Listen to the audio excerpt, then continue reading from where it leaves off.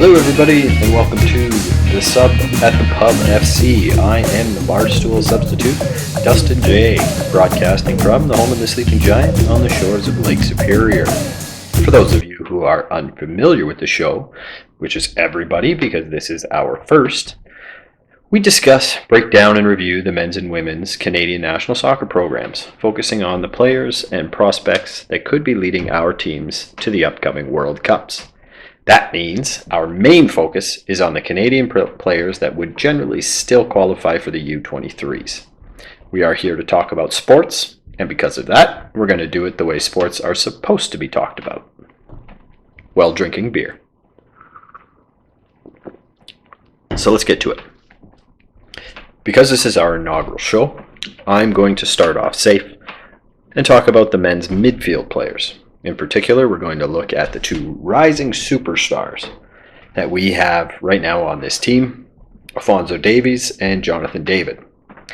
Before I get the hate comments about Phonzie playing fullback with Bayern and David being a second striker with Ghent, I know, I get it, but because they played multiple positions and because this is my show, Davies is playing on the left and David is a number 10. So let's take a look at Phonzie. This kid's on fire. He makes his move to Bayern Munich in the Bundesliga back in 2018. Comes in and out of the first team after January 2019. Contributes a little bit here and there. He's with the first team at the end of the 2018-2019 season, where they win the Bundesliga title, and the German Cup 1 week later. Fast forward to this year, he's pressed into service at left back due to injuries from Niklas Cyle and Lucas Hernandez. They both go down with injuries. Phonzie has to come in, shift David Alaba, Austria's David Alaba, to the center back position. Phonzie comes in at left back and he lights it up. By the end of this year, he has set the Bundesliga record for fastest player ever. As far back as records were kept, which is about 9 years. He was the Rookie of the Month for the league in May, wins the Bundesliga Rookie of the Season. In June, he's listed as the number 9 most valuable player in the world at about 133.5 million euro, which is 205 million Canadian in today's dollars. He gets a huge new contract from Bayern. He wins the league title and the German Cup double again this year. He's a favorite to win the Champions League later this summer, which starts, I'm not sure, I believe it's tomorrow actually. Today is the 6th of August. So either tomorrow or Saturday. He's nominated for the Golden Boy Award for Best U21 Player in Europe. Maybe more accolades that I've missed, but shit, that's enough to get this point across. This guy is an absolute stud. He's not even 20 years old. Do you know what I was doing when I was 20 years old? Sure, certainly wasn't fulfilling my potential and making $7 million a year. So after all that, where does that leave him with the national team? Interesting question. National team head coach John Herdman has used him primarily in his natural position at the left wing. He has bounced in and out at left back.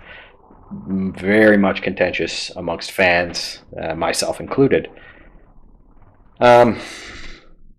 He was playing left wing when he was with Edmonton as a youth, and when he went over to Vancouver, and he was purchased by Bayern as a left wing. He has played the right side at the national team, occasionally switching with Junior Hoilett, who plays with Cardiff. He's also a natural left winger, so they've kind of switched back and forth between left and right between the two of them. As I said, he has been deployed at left back for the national team, generally against lesser opponents. People that they definitely should be beat. Herdman has said a few times he's trying to find a lineup that gets the best players on the field at the same time. Everybody on the pitch that can play and can play well. Again, huge point of contention for the Canadian fans. But considering how well he's done as a left back with Bayern Munich, maybe John Herdman knew a little bit about football, soccer, than we did. I was definitely one of the fans crying foul whenever Herdman sent him to the back, but I can see where that works, at least in the short term. So you got to hear me out. Right now, the Canadian national team it's like a Hooters. We're stocked on the wings, especially the left side. As I said, behind Davies, you have Junior Hoilett, but there's also Liam Millar. Liam Millar, I like this guy. He's signed with Liverpool. There's Ballou Tabla, who's on the left side, who plays. He was with Montreal. He was purchased by Barcelona, back down to Montreal. Then there's also Zorhan Bassong, who can play up and down the left side, left back, up to left wing. So that's 5 high potential players jammed into the single position. Something's got to give. Right now, shifting Junior Hoilett to the right side and Phonzie playing naturally on the left gives us a pretty lethal offense. But I don't think it's heresy to say that we could upgrade the back line a bit. Just saying. Definitely get to the defense in a future episode. So let's pretend we can move Phonzie back for now. It takes the left back question off the table. Arguably not the biggest question we've had back there, but at least it solidifies that. And Phonzie's definitely an upgrade to what we have back there. No offense to Sam Adekugbe, but Phonzie is a stud. We've seen Phonzie's offensive abilities from the back, and that really he plays it like a modern fullback. So he doesn't have any problems moving up the field. He can make great plays up the field. He's an assist machine up the field. And with his speed, he can get back in a position whenever it's needed. Liam Millar needs more first team minutes if he's going to reach his potential and if he's going to be in the national team starting 11. That's hard to come by in Liverpool. This is a guy, I've been following him for a few years, so I've seen as much as possible living in Canada, watching Liverpool's youth teams, or he's taken a few. He's been loaned out a couple of times to Scotland. They liked him there. His second stint with Kilmarnock did not go well. He was recalled to Liverpool early. Sending him back there for a third loan spell, to me, it's off the table. He cannot go there. He has to go somewhere better than a low-tier team in Scotland. Maybe Championship is a good route for him, or outside of England even. Because if he's not going to be even a bench player at Anfield next year, he's got to go somewhere. Another possibility is loaning him to a lower tier team in the Premier League, and I'll kind of get to that. I wouldn't mind seeing him go outside of Europe to even the Bundesliga in Germany. They seem to develop kids and pump them out like it's going out of style, which, I mean, it's their job, so good. There are some places for him, even in the upper tier teams. Timo Werner left Leipzig, Red Bull Leipzig. Well, RB Leipzig doesn't stand for Red Bull. He left to go to Chelsea. So he was by far the leading scorer on that team. And not that Liam Millar can replace Timo Werner. I'm not suggesting that. But he could be a complementary piece to a team that has to upgrade somewhere. I think if I'm not mistaken, Timo Werner had 28 goals this past season, and the next highest goal scorer had 10, I believe. So he could play there. Wherever he plays and with the national team, you're not downgrading the left wing in terms of speed if you slot Liam Millar in there. That kid has wheels. He made a play. I went back to watch the Canada versus Cuba game a couple days ago, the one at BMO Field. I was at BMO the night that game happened, so amazing atmosphere, but you don't get the nuances of the game that you do, unfortunately, from watching it on TV. So I went back and I watched that, and he made an incredible play down the right side where he burned 2 defenders from a standstill. It was amazing to watch him play. So I'm not concerned at all about losing speed down that side. If Phonzie has to move back to left back for a bit, and Liam Millar has to play on the wing, I think that's a good way to go. Ballou Tabla is also an option, Montreal's Ballou Tabla. But again, I was really excited when he committed to Canada, but he seems to be struggling to get into Thierry Henry's game day roster in Montreal right now, which to me is a bit worrisome. He's only 21, so there's plenty of time to develop, but when you're a player that Barcelona comes and looks at to be shipped back to Montreal on a loan spell and then sold back so quickly, has he peaked already? I don't think so. I certainly don't think he's peaked. Again, he's only 21, but we need to see him develop a little bit more. So he needs to get some first team minutes, and I'm hoping that will come with Montreal. If not, I wouldn't mind if they loan him out somewhere as well. So as I said, this works. Moving Phonzie back and slotting in the left winger, as I've mentioned, works in the short term. Junior Hoilett would be playing the right side still, but he's 30, right? He's 30 as of today. So by 2022, the next World Cup, assuming Canada makes it, by then he's a late game sub, hopefully.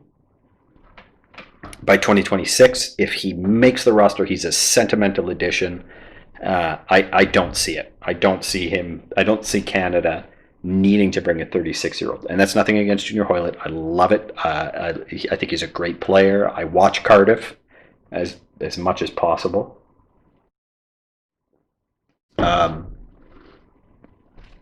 That's another story, but anyway, I'd love to see him move back up to the Premier League. Unfortunately, Cardiff just missed out this year.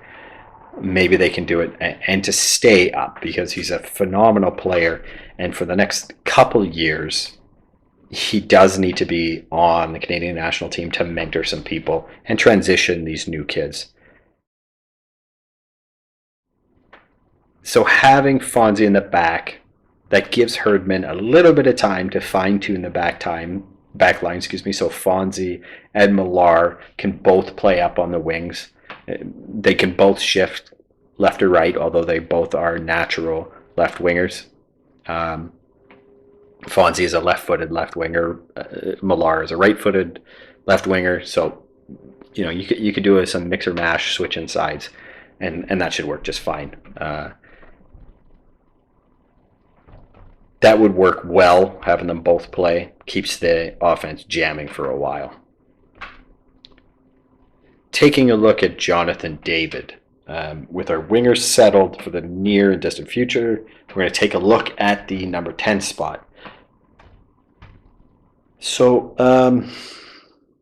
Jonathan David has been, we know he's a sought-after player, and he is the focus of a transfer window soap opera right now. As of today, he plays for KAA Ghent in the Belgian top flight, the Jupiler Pro League. It's very, very unlikely he's going to be there for much longer. if he makes it through the weekend without a transfer, I'd be incredibly surprised. Taking a look at him, God, another one. He's amazing. One of the best and brightest we have ever had for Canada, in my lifetime anyway. He's the highest valued Belgian league player, excuse me. He's not Belgian, ever. And this is a league that spun out Romelu Lukaku to Chelsea. And if Lukaku was not valued higher a few years ago, so there's a bit of a disparity, inflation or whatever. But right now, comparatively, Jonathan David is valued higher. That's not saying he's better than Lukaku. I would never say that at this point in his career, but that's exciting. So he's being pursued by some of the largest clubs in the world. He seems to be able to name his destination and price, which, okay, it's fairly standard for transfers in Europe, but still. He won this past year, 2019, he won the CONCACAF Golden Boot Award. He had 6 goals and 2 assists in 4 games. Side note, Alphonso Davies won it the previous tournament with only, I think he had 3 goals in the 3 matches or 4 matches, which won it, whatever. He was this year's joint top goal scorer in the Belgian league. He potted 18 times, added an additional 8 assists in 27 matches, which was 23 goals and 10 assists in 40 games across all competitions. He played in Europa as well. He took the Player of the Month award. I want to say it was March. A Player of the Month award in Belgium, which was a big deal. You get a golden bowl silk screened onto your jersey for a week or something like that. He was Canada's Male Soccer Player of the Year. He is also nominated for the Golden Boy Award. And I don't think he'd win it over Phonzie, but and there's also, it's not that it's down to those two, but the fact that he's even nominated for that award as well is exciting for Canada and exciting for him. Tons of transfer rumors with this guy. I fully expect David to be transferred this week. As of today, August 6th, I wouldn't be surprised if he's transferred by the time I load this podcast up. The reason I'm saying that is the Belgian league starts up Saturday. Ghent's first game is on Sunday. So I'm assuming they don't want him in the lineup on the game day sheet to start the season. On the receiving end, there's rumors of him going all over the continent. France's League 1, which, this is true, right now, as of this year, will be known as League 1 Uber Eats. I'm not going to say that, League 1 Uber Eats. I think that's ridiculous. That's what it is right now. So the French League kicks off in about 2 weeks, a week and a half now. And the other major leagues, the Premier League, La Liga, Bundesliga, Series A, where he's also being tied to, they start mid-September. Now, I would think that you'd want to bring in a young first-team player as soon as possible to get him adjusted to your system. That should be the priority for these clubs. So I fully expect that a deal is going to be done immediately. Taking a look at some of the teams that's after him, he's being looked at by some major clubs. Manchester United has thrown some eyes on him. Arsenal, Ajax, Porto. I've heard Newcastle, not that they're the biggest club, but they're trying to spend to move themselves up. I've heard Juventus in Italy, they've popped up a couple of times. Lyon in France, Bayern Munich has been thrown out a number of times. I don't see that coming. They're stocked. Dortmund as well in the Bundesliga. That one has come around. Bayer Leverkusen and Mönchengladbach as well in the Bundesliga. The latter, the last Borussia Mönchengladbach, they made a formal offer for him a few years ago. It was rejected by Ghent. David himself, around that time, he had come out and said that his future was in Germany. He wasn't looking anywhere else. That's changed since then, but at the time, it was pretty promising he was going to Germany. I personally would like a move to Germany for him, help him develop his game. He has a good mind for organization on the pitch, and he can play a physical game that fits in pretty nicely in Germany. That's really what they're known for. They're pretty balanced between tactical and physical game. So seeing him in Germany would be amazing. Seeing him with the national team teammate Alphonso Davies with Bayern would be incredible, but it's not going to happen. Their roster is so stacked up front. He would have a hard time even getting into the lineup, let alone getting any minutes. So Bayern, for me, they're off the table. The same could be said for Borussia Dortmund. Erling Haaland is an incredible player. David's not going to jump him. They just signed him. So in the pecking order, he's below Haaland. And I know Haaland's a striker, but Marco Reus plays the same position. And if he's healthy, we have to remember he is just a year removed from being the German top footballer. It was in 2018-2019. He was injured for a good part of this season, but he's ahead in the pecking order as well. So that takes us down a little bit. Gladbach is the interesting destination. They finished 4th in the league this season, so they have Champions League play coming up for the 2020-21 season alongside Munich and Dortmund. Their top 3 goal scorers this past year had 10 goals, and 9 league goals. In a league that, as the Bundesliga is, they have the most goals per game of the big 5 leagues. So the fact that Gladbach is that low with their top scorers, they could use a bit of a punch up front. On the European side of competition,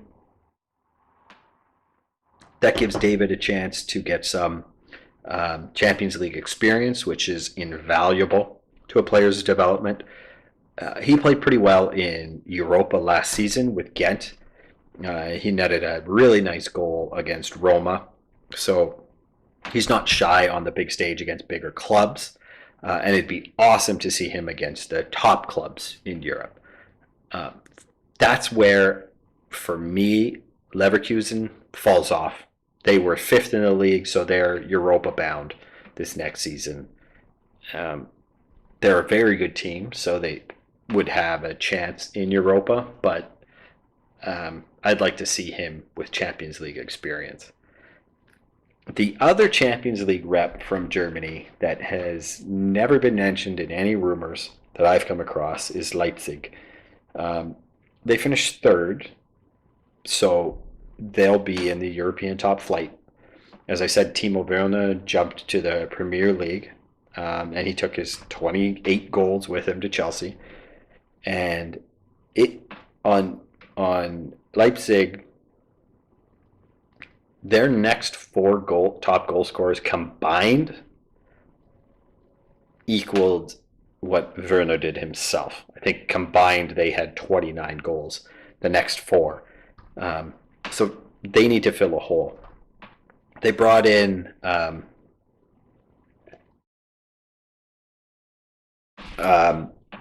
player from Red Bull Salzburg in Austria his name's escaping me right now. Hee-chan. I don't remember his first name. Korean.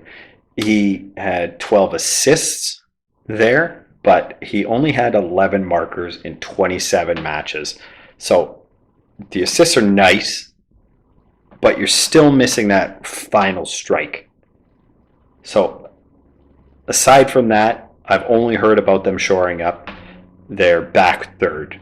So I don't know where they're going to find their offensive punch in this upcoming season. That's not my concern unless they are actually going to sign Jonathan David or take a look. Maybe another Canadian will come up, Liam Millar.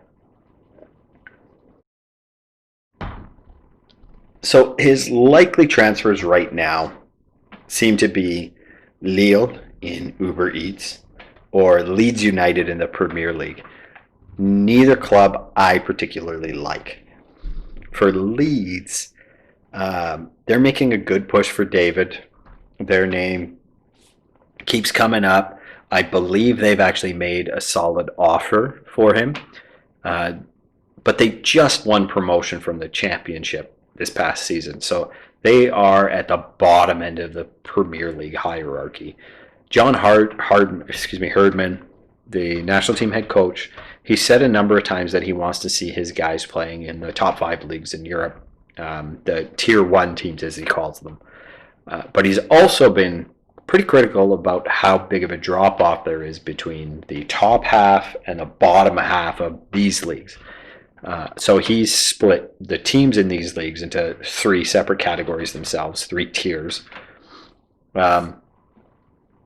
And when he's choosing his squad in the future, obviously he wants tier 1 teams, or tier 1 players and tier 1 in playing for tier... Excuse me, let me get this right. He wants players playing in tier 1 leagues for tier 1 teams. There we go. And so for Leeds, I get it. They're going to make a concerted effort to stay up in the Premier League this upcoming season. Of course, why wouldn't you? But since they more recently played in English Football League, League 1 than the Premier League, I'm taking a show-me stance on them. For me, they're a tier 1 league, tier 3 team. They were linked to Larin recently. I wouldn't mind seeing him there, but Jonathan David, I want to see him at a better team. So if they're out, it really sounds, as of today, like Lille OSC in France is going to land him. I believe that a deal is in place. Definitely Jonathan David has come out recently saying, this is where I'm going in the last few days. But we'll see. Depending on the day, it seems to change. So we'll see. But that, again, seems to be David's preferred location right now. I'm not ecstatic about that. League 1 is pretty consistently ranked as the 5th best of the top 5 leagues. Not that that's a huge knock on them, but it's it also has a pretty pronounced drop between the top teams and the bottom teams. There's a big difference. The upper echelon clubs, you generally have Olympique Lyon and PSG. Paris Saint-Germain, they have Kylian Mbappe, Icardi, and Neymar up front. So David's not immediately slotting in anywhere with PSG, should they have been interested. Maybe he plays a second striker behind Dembele at Lyon, but again, that's there was a brief rumor that Lyon was looking at him, but that seems to have dried up, so that's a moot point. Lille is tough to place right now. They've been all over the map in recent seasons. They've generally finished in the upper third of the table for the last 10 years or so, but it's been close to a decade, I think 9 years, since they actually won the league. They were runners up 2 seasons ago, but 3 seasons ago they just avoided relegation. They finished 17th in the league, so they were a place above actually being sent down to the second tier in France. That doesn't excite me. So they finished fourth this past season in League One, which means they're Europa bound. So David moving there, he gets the European competition again, but it's not the top flight. Where I do see a benefit that I like with going to Lille is that there are other Canadian national team players that could be affected positively by him moving there. Lille has Charles-Andreas Brym under contract. He's currently loaned out to a team in the Jupiler Pro League in Belgium. Brym was born in France. He has Canadian citizenship. He debuted for Canada recently in the friendlies back in February against Trinidad and Tobago and Iceland. He's primarily attacking midfielder as well, but I think he played higher up for Canada. I think he was a center forward or a striker, or slotted in somewhere around there in February. I thought he showed himself really well in those games. He showed some poise in front of the net. He had some real nice take-ons, one-on-one. He kind of dicked around a bit too much when he was in tight a couple of times. Instead of taking a shot, he tried some fancy footwork. It didn't work out great. He fired it into a defender once or twice. But he did get his first international goal, so he's one to watch. We just have to get him in competitive matches to lock him up for Canada. Because those were club friendlies, he technically could still get called up for France and play for them in a competitive match, and then we've lost him. Now, again, France is, top whatever team, top 2 or 3 team in the world. They're the defending World Cup champions, so it's unlikely they're going to call up a 19, 20-year-old who is bouncing around, European leagues right now. But we need to see him get some first team minutes as well, and if he gets them for Lille, that works for me. So maybe if David is consistently in the starting 11 for Lille, they might consider giving Brym a chance there as well. Another Canadian connection with Lille is, as I mentioned him earlier, Zorhan Bassong. He's a dual national Belgian passport as well as Canadian. He's a left back by trade when he was with Lille and the Belgian youth squad before being transferred to Cercle Bruges in 2019 during the winter transfer window. He hasn't made any first team appearances with Bruges, but I was able to see some of his play with the youth squad, and he looked really good. He's aggressive. He's good under pressure. He's had a couple of one-on-one take-ons, which have been pretty nice. He does seem to have some speed. He also played for Canada this past winter against Trinidad and Tobago and Iceland, and he was solid defensively. He played aggressive moving forward. He had some decent enough crosses. I'm not even sure. I don't think he posted a shot on net. But again, as a left back, that's not your main focus, so I'm okay with that. Unfortunately, Bruges felt a pretty significant financial strain this past year due to COVID. So they cleaned house about a month ago, and Bassong was one of the casualties, along with a couple dozen other players.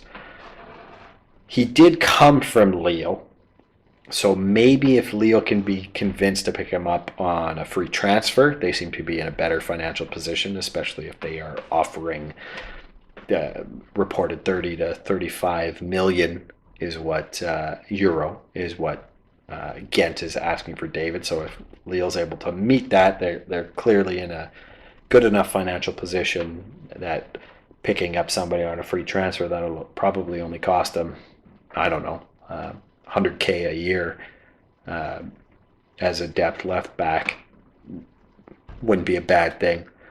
He's also pretty young, so he could still play in their youth squad, but I would like to see him slot in and out in a top flight somewhere. So I've actually been following him at Bassong for a few years. Came across his name about 4 or 5 years ago when we first found out that he was a dual citizen. He had played in the Belgian youth squad, so I wasn't holding out much hope. And then this past winter, I was ecstatic when I saw his name on the roster for those February games. His name was also on the provisional Olympic squad roster, so it's too bad about his current contract situation, but he's still a good player. He's only 21, so he'll land on his feet somewhere. I'm just hoping he lands in a top flight European team, maybe even back in Belgium, but we'll see. Belgium is it's a good league, so it's a competitive league, so that should be decent enough. We'll see. So moving on, another player I want to take a quick look at, quick hit. It's going back again to the Jupiler Pro League in Belgium, which is like a hotspot for Canadians right now, obviously, with Brym and David and formerly Bassong. And more recently, Tristan Borges. He'll be playing top flight next season. If you followed the inaugural season of the Canadian Premier League last year, you'll know all about Borges and his Golden Boot and MVP season. If you didn't follow the CPL last year, you really, really should. It's an entertaining league, and it was much higher quality football than just about anyone expected. Hamilton Forge played Borges last season. They had a couple of decent matches internationally in the CONCACAF League. Calvary FC in Calgary. They took down the Vancouver Whitecaps in the Canadian Championship. And York 9, obviously in York, they came within a crossbar of beating Montreal Impact, which were the eventual champs. So Borges was the first CPL player sold to a European club when he moved to OHL, OH Leuven. I'm not entirely sure how to pronounce it, but they were playing in the Belgian second division. With their final position in the Belgian, it's split between two seasons, a spring season and a fall season and a spring season. They won the fall season. They finished high enough up the table. They made a playoff against the winner of the spring season, which is a two-leg affair. Because of COVID, it was canceled after the first leg. So however it worked out, the Belgian league said, okay, both of them, they're both gonna play next year in the top flight. So he's going to get some top flight, having been automatically promoted, he's going to get some top flight appearances in Belgium.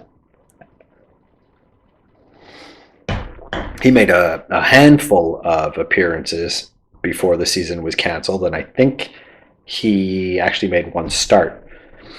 I wasn't able to watch any of it. I've tried to find some highlights. I found some minor bits here, not very good quality, but from what I understand, he played pretty well. it'll be his trajectory, or sorry, it'll be interesting to see his trajectory over the next few years. He's only 22 years old, or he's not even 22 years old. I think November or something. So he has some time left. He's still a few years away from reaching his peak. So moving up to the Belgian top flight is a good development league. We should see in the next few years maybe he can jump ship too and be someone who slots in to the Canadian national team consistently. That would be pretty incredible. He can play right mid, so that would be good. He does play through the middle as well, which is a fairly cramped area, but there's never really a big concern about depth, about having depth. That's a good way to stay competitive. It's the only way to stay competitive. So whether he plays the right side and has to play behind Millar or Davies, maybe he jumps them, or he plays in the middle as an attacking mid, or wherever. It doesn't matter. It's good to have him as a depth player. The question about depth, I'm going to transition here as a segue. There was a recent discussion I heard about between pundits about depth regarding Ayo Akinola with TFC. He's not a midfielder, so I'm taking a bit of a divergence a little bit. He's a striker, but bear with me for a second here. He's a big body, and he is eligible to play for Canada. He was born in Detroit, was raised in Canada, to Nigerian parents, so he's actually eligible to play for all three countries. He's played for the US youth squad, but he's been very vocal about not committing to any senior team just yet. He keeps saying, I've got plenty of time, which he does. That, to me, bodes well for Canada. The fact that he's played in the US youth, but he's not saying, I'm going to continue to play with the United States, I'm going to give it some thought, is pretty exciting. Just this past couple of weeks, he lit up the MLS's back tournament for TFC. So naturally, there's now a lot of talk about everybody trying to recruit him. I don't know what discussions John Herdman has had with Ayo, or head coach previously, Octavio Zambrano. But, considering what he has done recently, John Herdman should be on the phone doing everything he can to get this guy on board. He's a bigger body than Lucas Cavallini, and I like Lucas Cavallini, but Ayo seems to be developing that aggressive side that Cavallini has, but with additional size, height. He's more of a threat in the air. He's just under 6 feet, I believe. Cavallini's short, 9 or something like that. He's not as big as Cyle Larin, but he's 5 years younger than Larin. So, and 7 years younger than Cavallini. So he would be the future striker of this team.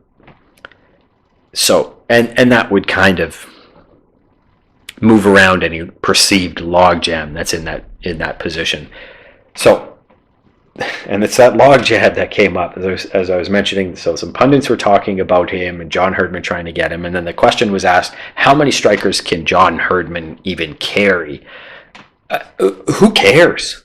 There's a growing number of games that this Canadian squad can play every year, and additional players will be necessary to keep this rotation going. I understand that because there are much fewer than club play, you try to get a consistent number of players or the consistent guys playing together to develop the chemistry needed for those big game competitions. But it's not to say that you shouldn't be slotting in a couple of guys, giving them a chance. Maybe they prove to be better than everybody else. It gives them international games, also gives clubs a better chance to see these guys who don't get first team minutes consistently. So that has in the past allowed people more of a chance back in their club life where they play in many more games.